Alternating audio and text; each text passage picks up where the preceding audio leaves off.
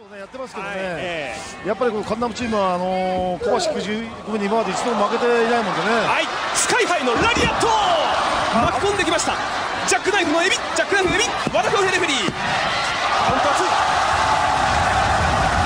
いやー、福さんヒヤリとしましょう。震わせるようにこの字固め、小橋がカットに入ります。しかし離さないとこの男ダグファーナス、これ見よがしだ、これ見よがしの逆エビ固め。この後よく今しのぎましたよね。さすがチャンピオンですね。20分を経過したフランケンしたいなー。小橋目は開いている。小橋、菊池がカット、ありがとう菊池剛。この男酔い越しのケンタ、予感がいたします。入った青春の握り拳、行け小橋、そして飛べ小橋ケンタ、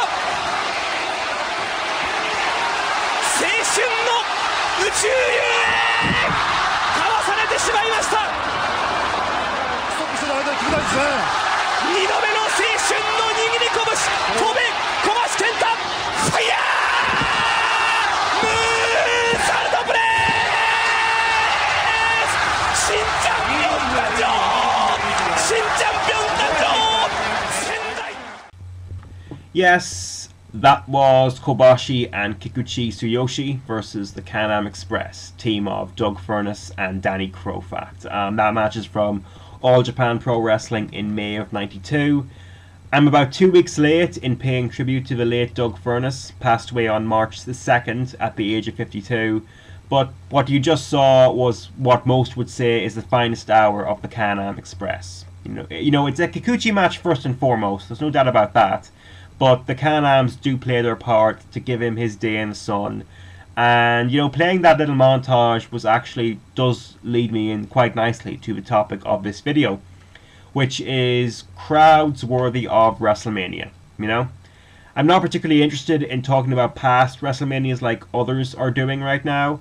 You know, I've already pointed out several overrated Wrestlemania matches, and at this stage I think people might be able to make solid guesses as to what other matches I would point to and say overrated. So that's not what I'm doing here.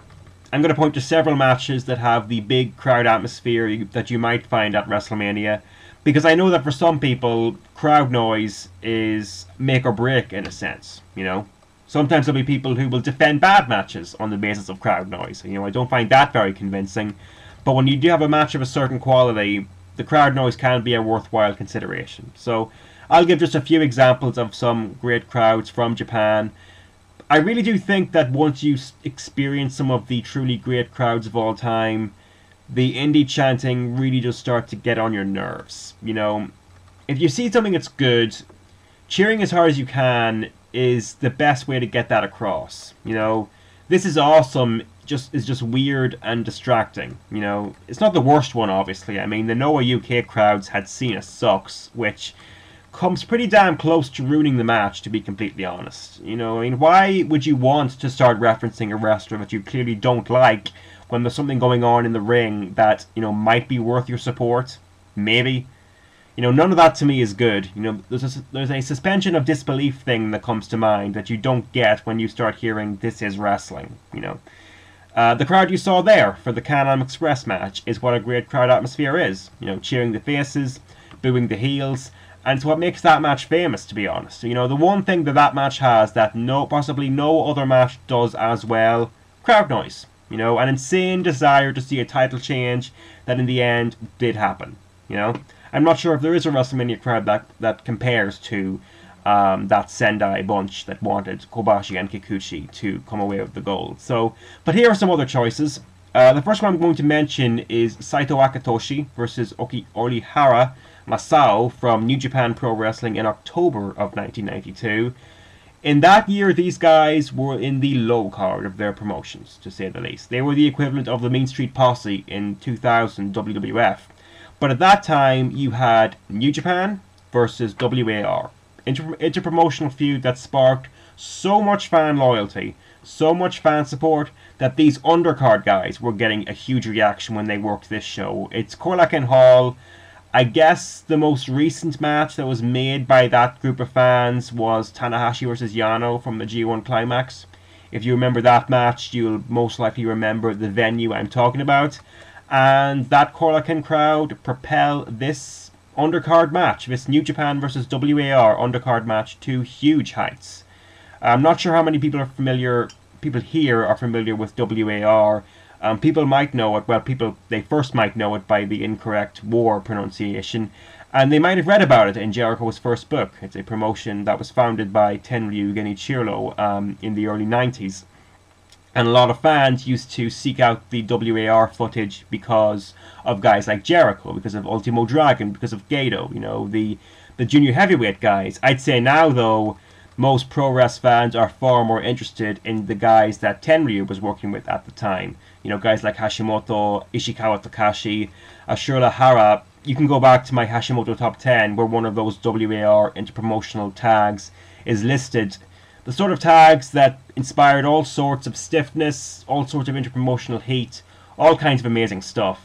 This Saito versus Orihara match, for example, you know, in itself, aside from the crowd, was just this great intense sprint, a lot of sharp transitioning packed into 11 minutes of wrestling. Yeah, just really passionate stuff, I'd say. So that is one example. You know, interpromotional heat can bring out the best in a lot of Japanese crowds, and New Japan versus WAR did get a bit unruly at times. You know, unruly in terms of Japanese crowds. We're not talking ECW stuff here. So let's stick with New Japan and go a bit further back in time to something a bit more famous. That would be Choshu Riki versus Fujiwara Yoshiaki from the 9th of June 1987. Yeah, I'm pretty sure this is the consensus for Choshu's best match. He's a guy I'm pretty sure I've talked about before. Not sure if I've ever mentioned Fujiwara before, but he's a guy that's definitely worth going more in depth in a future video. But yeah, Choshu had the crowd in the palm of his hand for this one. It's not a constant stream of fan noise, but that's not totally a bad thing, because when they go absolutely crazy for the changes of control, it makes them feel all the more important, you know? Choshu is basically evidence of the fact that wrestling is charisma, you know? Because I'm pretty sure that he has the smallest moveset of any Japanese headliner ever. You know, what is it? Kick, back suplex, scorpion deathlock, and about 1 million lariatos, you know?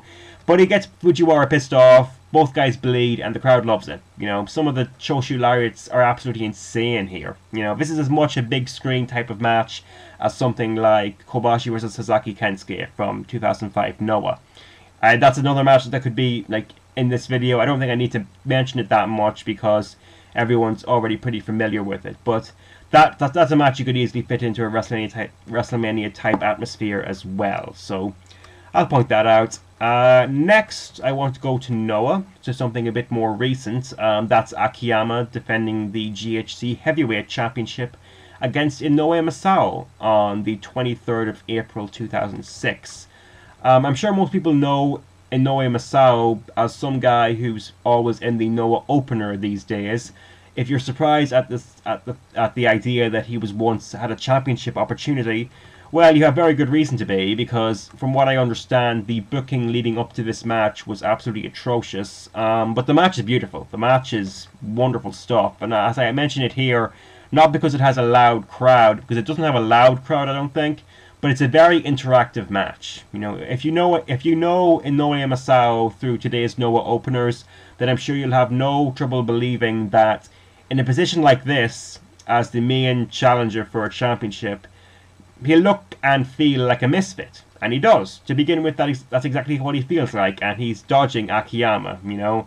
And then you really see how hard he's trying, how much effort he's putting in when we get to the figure 4 sequences, and the crowd just responds really well to that. They clap along with him, and they boo Akiyama. They boo Akiyama, if you can believe that. You know, especially hard when he interrupts Masao's daring venture to the top turnbuckle, I guess. Love the finish stretch of this one. You know, Inoue Masao takes knee strike after knee strike after knee strike, and he keeps struggling back up to his feet. He has his moment in the sun when he kicks out at the first exploder suplex, and then he goes down graciously. You know, like I said, I'm not a loud crowd, but it's a very, very interactive match. I think it's better than the Tanahashi vs Yano match that I mentioned earlier in this video. from last year's G1 that was built along. It was built along similar lines to this, but I think I think this is a little bit better. It's pretty close though, but as a misfit performance, Inoue was up there for one of the more charming performances you'll ever see. So there is that. Now this one's important, and I don't want to go into too much detail on this one because this is a match that I will go into more depth on when it comes time for me to talk about Fujinami. I mentioned Fujinami in the last video. This is a 5-on-5 gauntlet match that took place in New Japan on the 19th of April 1984. It's 5 New Japan guys versus 5 UWF guys. UWF is the first iteration of the many shoot-style promotions that was born out of it in the years to come. This match is insane, to be honest. It's one of the best matches of all time. I'm going to plug my 5-star list again. There's 15 matches on there right now. This match is in the top 3. And the marvel is the crowd never dies. This is a gauntlet match. 10 guys. There's never more than 2 guys in the ring at the same time. So, as you can imagine, 65 minutes long.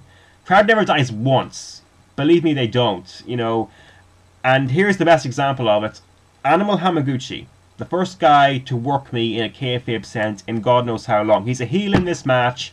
He joined the match against Kengo Kimura. Diversionary heel tactics. Annoying. I'm feeling like it's killing the momentum of the match. He's dodging Kimura. I'm getting more annoyed, and I start chanting for Kimura. And then the crowd, right at that moment, does exactly the same thing. And then Kimura starts doing stuff, and I care a whole lot more. That's a great heel. That's a great heel right there. That's Animal Hamaguchi. I'm still fairly unfamiliar with the guy. I've seen about actually 3 matches in total, to be honest. And because he's a guy that was around in the 70s and the 80s, there won't be that much footage, unfortunately. But as far as personal favourite heel performances go, he's in this match, and he was the first guy to work me in that way for a very, very long time. This is a match, I will go into more depth. You can read my 5-star list right up on it right now, but I will go into more depth when I talk about Fujinami. But this is a match that I think surpasses any Wrestlemania atmosphere that I can remember. So, watch it. I can't think of anything more interesting to say other than it's a 65-minute match and the crowd never dies once. That's absolutely crazy, but it's true. So, that's that. And the last one I'm going to mention is, it's like Akiyama vs. Inoue in the sense that it's not necessarily a loud crowd, but this match is a strong contender for the best match in Tokyo Dome history, and that would be Kawada Toshiaki versus Sasaki Kensuke from New Japan on the 9th of October 2000. New Japan and All Japan started feuding almost immediately after the Noah split. It's one of the things that helped All Japan stay in business, essentially. And it helped New Japan too, because this was the match that made Sasaki Kensuke into the big match guy that we know him as today. And Kawada, obviously, at this point, is a proven commodity. And this match is fantastic. So many stiff strikes. Kawada does the, where the fuck am I selling just so well. And he's so unpredictable when it comes to the killer high kicks. Those are spectacular. You never know when the next one's going to come. And it's a big screen match, no doubt about that, in front of a Tokyo Dome crowd. You could say that the Kobashi match from Noah 2005, again, I mentioned that again. You can say that's better for, big screen matches if you like, but it's pretty even, I think, to be honest. I would probably put this Kawada-Sasaki match pretty high up, but it's pretty even, So there are 5 good choices if you want to get into the mood of WrestleMania-type atmosphere. Maybe after watching some of these, the indie chanting will die out a little bit, but that might be a dream. But, I still say watch matches like these and the chanting feels either weird or annoying, depending on what kind of chant it actually is. No other way to say it, honestly. That's just how you feel after you watch a few of the best crowds. So, don't expect a review from WrestleMania on this channel. That is my way of just expressing how busy this college semester is. Here's the deal. Up to now, the college semesters I've been through, the first 6 weeks were not as busy as the second 6 weeks, so I assumed that I would be able to get up the other 2 best of 2011 lists. That's not going to happen. Not this semester, where the first half is just as busy. I was surprised as anyone that happens, and that's the reason you're not going to see the other 2 best of 2011 lists. I know. that sucks. I don't like it either, but I just really wanted 2011 to be the first year where I could say I was fully confident in my match of the year lists, but that's not going to happen, unfortunately. So, I don't know what to say, really. What else? Anyone who's going to Miami for WrestleMania, by all means enjoy it. The only match I'm really interested in is Bryan versus Sheamus. There's other matches that could be good, but it's pretty much a best case scenario kind of thing, so I really don't have much interest. Otherwise, I do want to make one comment about those who'll be watching the main event of the first Ring of Honor show that weekend. It's pretty much my idea of the worst three-way combination they could put out there, honestly. But let me say this about triple threats. They're all spot fests for a start, no doubt about that. But if you protect finishers, it's easier to have hot near falls than in singles. You know, one guy eats a finisher, he looks to be out for the count, then the third guy breaks it up.